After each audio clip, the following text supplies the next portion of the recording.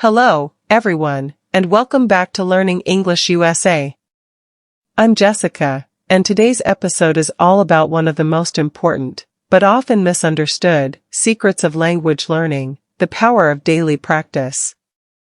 I want you to take a moment and think about this question. When you picture yourself speaking fluent English, what do you see? Do you imagine yourself speaking fast, using big words, impressing everyone with your grammar? Or do you imagine yourself speaking slowly, calmly, and confidently, with no hesitation? Many learners think fluency means speed. They imagine they need to speak as fast as a native speaker. But let me tell you something important. Fluency is not about speed, it's about flow. It's about being able to express yourself clearly and confidently, even if you speak a little slowly. That's why in today's episode, we're going to explore slow English. The idea that you don't need to rush, that practicing slowly and consistently every day is the real key to success. We'll cover why daily practice matters so much, how slow learning builds deep fluency, and practical tips to make small, steady progress every day. By the end of this episode, you'll understand why slow English is not a weakness. It's actually a superpower. So, let's begin. Part 1, Why Slow English Works. I want to start with a story. One of my students, Rena, came to me and said, "Jessica, I'm so frustrated. I've been studying English for years, but I still pause too much. I speak so slowly. I'll never be fluent." So, we tried something new. Instead of forcing her to speak fast, I told her, slow down. Take your time. Focus on daily practice, not speed. At first, she felt strange.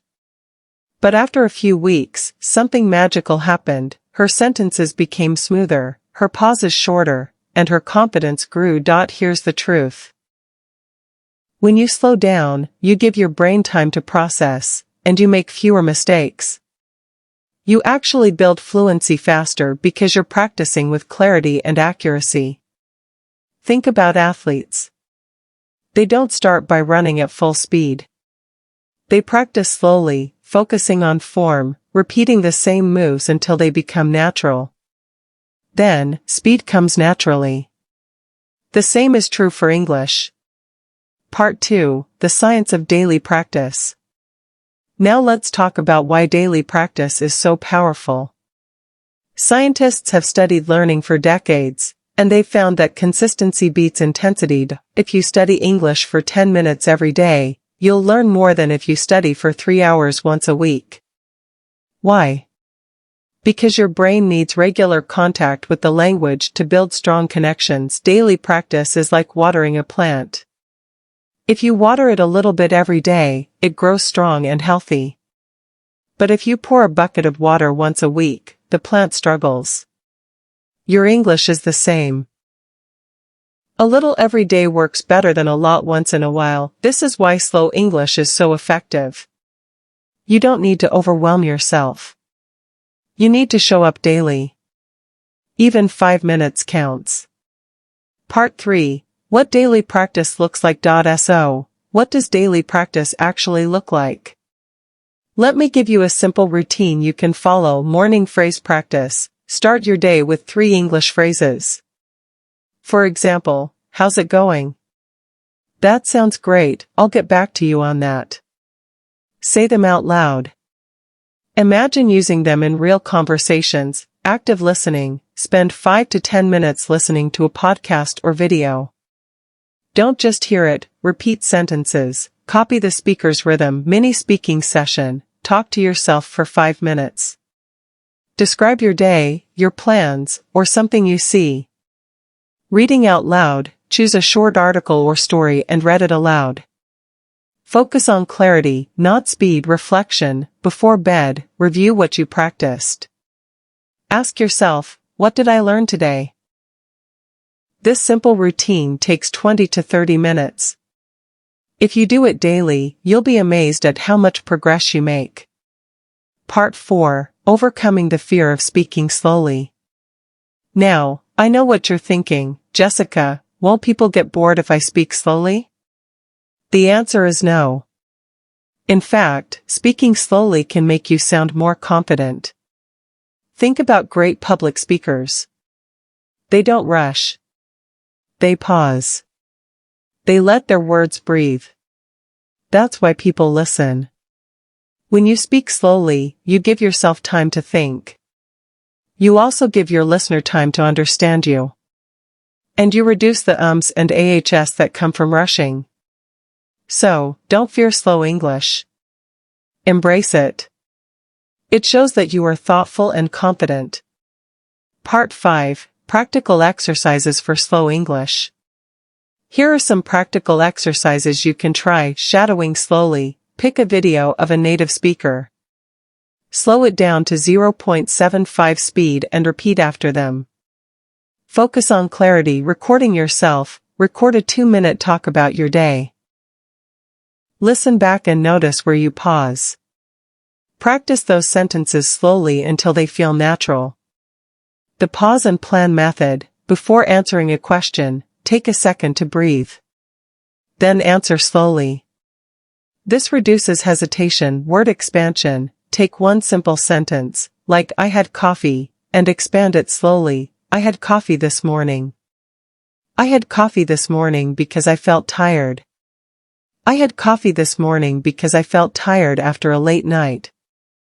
These exercises train your brain to build sentences step by step, smoothly and without panic. Part 6. Building the habit. Daily practice only works if you turn it into a habit.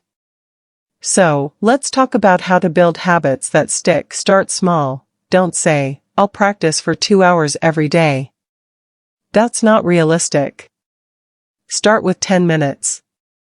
Set a trigger. Connect your practice to something you already do. For example, after brushing your teeth, practice 3 English sentences. Track your progress. Use a notebook or an app to mark each day you practice. Seeing your streak grow is motivating. Reward yourself. After your practice, give yourself a small reward, a cup of tea, a favorite song, a break. Forgive yourself. If you miss a day, don't quit. Just start again tomorrow. Remember, habits are not about perfection. They're about persistence. Part 7. Real stories of success. Let me share a few stories of learners who used slow English and daily practice to transform their fluency. Carlos from Brazil practiced 15 minutes a day for a year. At first, he could only make basic sentences. Today, he leads work meetings in English. Aisha from Egypt started reading 1 page aloud every night. After 6 months, her pronunciation improved so much that her coworkers asked if she had studied abroad. Ken from Japan focused on thinking in English for 5 minutes every morning. After 3 months, he could answer questions quickly without translating. These learners didn't study for hours. They practiced daily, slowly, and consistently. And it worked. Lightbulb Part 8, Your Daily Challenge.